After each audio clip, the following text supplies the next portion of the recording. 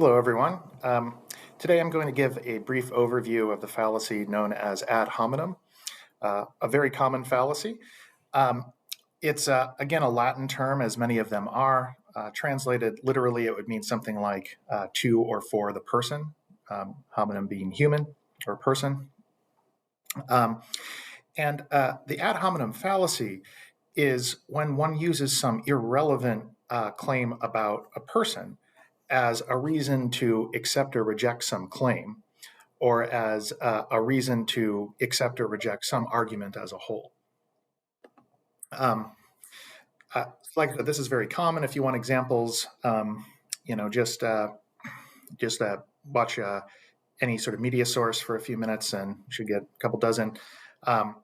Especially on something like cable news, where a lot of the shows are people yelling at each other and dismissing ideas because of the person who's offering them, that kind of thing. And you can see, if you think about it for a few seconds, why it's a mistaken reasoning, why it's illogical to accept or reject a claim simply because of some fact, some alleged fact about the person who's usually making the claim.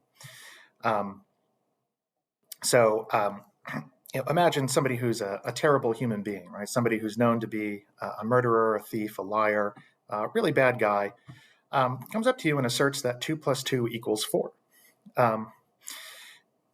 That's true, right? The fact that that's a bad person who's saying that has no relevance to the truth value of whether or not 2 + 2 = 4.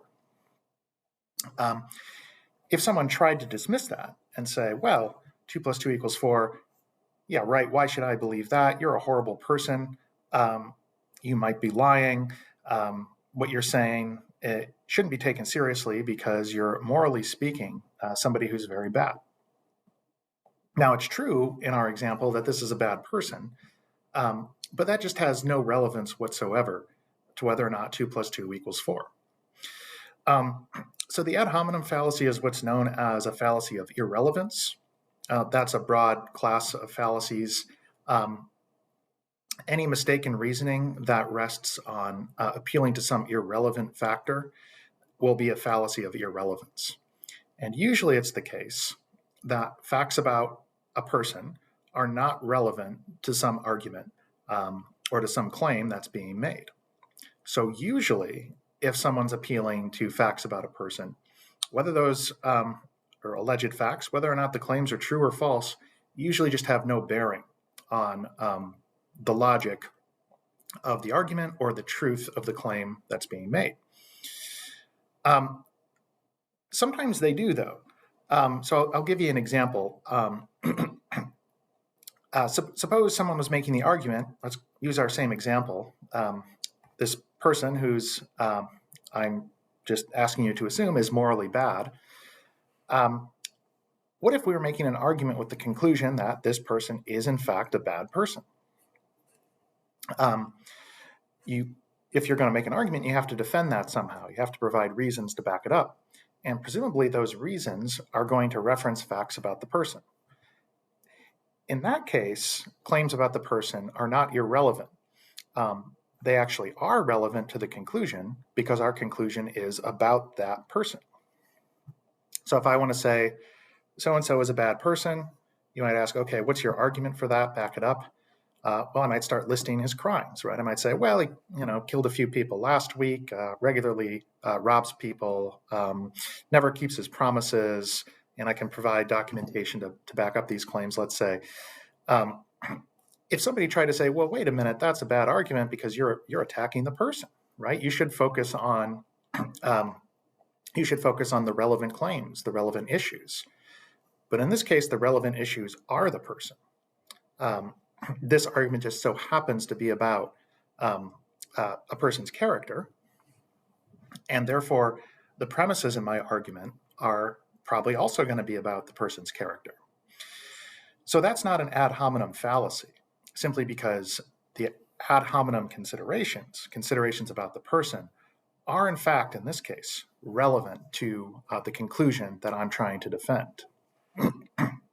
Usually they aren't. If we're talking about math or science or other matters of fact, that don't depend on anything about the individual who's involved in some sort of discussion about them, then talking about that person's character, moral character, or other facts about them just will have no relevance. And if I try to dismiss their claims, for example, um, on the basis of, say, negative facts about them, usually that's going to be a fallacy because usually it's just not relevant to the claims that they're making. One last thing that I'll mention before giving an example and then ending here is that ad hominem fallacies are usually thought of as being negative in the sense that you say something negative about a person in order to discredit or undermine the claims or arguments that they're making. And that is a very common form of it. And when we do that, that in fact is a mistaken reason. It is fallacious. But it can also occur in a positive way. So, for example, if I accept something simply because I think, oh, well, the person who's making the claim is, they're a really great person, they're wonderful, I like them a lot, so what they say must be true, that too is an ad hominem fallacy because, at least usually, facts about that person, even positive, are just irrelevant to whether the person's claims are true. So again, just to take the obvious example, suppose a really wonderful person, someone I admire and respect and that everyone agrees is a great person, suppose she tells me that 2 plus 2 equals 5. Well, it just doesn't, right? That's just false no matter who says it. But if I said, well, I don't know, I wouldn't have believed that unless you told me, because you're such a wonderful person. Again, let's say morally, you just have this wonderful character. Therefore, I accept what you say. Okay, 2 plus 2 equals 5. I'm making a mistake there, right? Because the fact that this person is so great, let's say it's a fact that it's true. That fact just doesn't change the other fact that 2 plus 2 does equal 4, not 5. So usually the ad hominem fallacy comes in a negative sort of way, in a negative fashion about a person. It can also happen in a positive way. In both cases, it's the same fallacy, irrelevant considerations about a human being taken as a reason to accept or reject some claim or some argument. So I'll just give one example. There used to be a sports talk show called Mike and Mike. My students tell me it's over now, but two guys who used to talk about all sorts of sports matters, and somehow they filled 3 or 4 hours every morning. I don't know how they did it. They were both named Mike. One of them was a former football player, and the other wasn't.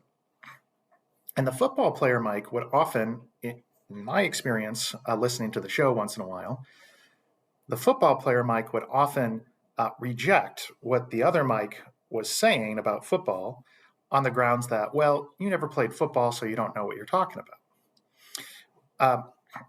I think this was an ad hominem fallacy because a lot of times the other Mike would say things that sounded reasonable, and maybe they were true, right? Yeah, maybe they weren't. But if we're going to try and figure out whether the other Mike's ideas are good, whether his claims are true, whether his arguments are valid, we'd have to look to the relevant matters. We'd have to say, okay, is what you're saying factual? Are you backing it up with good reasons? Is the logical structure of your argument, is that in order? And if not, then okay, that'd be a reason not to accept what he's saying. But the football Mike often wouldn't do that. He would just say, well, you didn't play football, so you don't know what you're talking about. You must be wrong. And that seems like a bad argument, right? That seems like a mistaken reason, because evidently it's perfectly possible for someone who never experienced something directly to still know things about that. Sure, experience can teach you stuff, and playing football gives you a perspective on it that the mere spectator won't have. But still, spectators, analysts, coaches who've never played the game at a high level, at least still know things about the game, right? And they can give analysis that is worth listening to. So that's my example that I suggest. Rejecting somebody's ideas about football or any sport simply because they themselves didn't play the sport seems to be an ad hominem fallacy, because the fact that they played or didn't play appears to be irrelevant to the question of whether they know what they're talking about, because it does seem possible to know a lot about football without having played. Okay, so that was just a quick overview of the ad hominem fallacy. It's a little more complex than you might have expected. A few things to remember. Number one, it's a fallacy of irrelevance. Number two, the ad hominem fallacy can occur in both a positive way and a negative way. So we can use positive facts about the person as a bad reason to accept what they say, or negative facts about the person to reject what they say, for example. And number three, appealing to facts or alleged facts about a person is not always fallacious. It's not always an ad hominem fallacy, because sometimes facts about the person are relevant to whether or not some conclusion is true. So especially when the argument is about whether that person in fact has a certain feature, in our example, moral features. So just remember those, I guess, three things I just mentioned, and you have a pretty good understanding of what the ad hominem fallacy is and what it is not. I'll talk to you soon.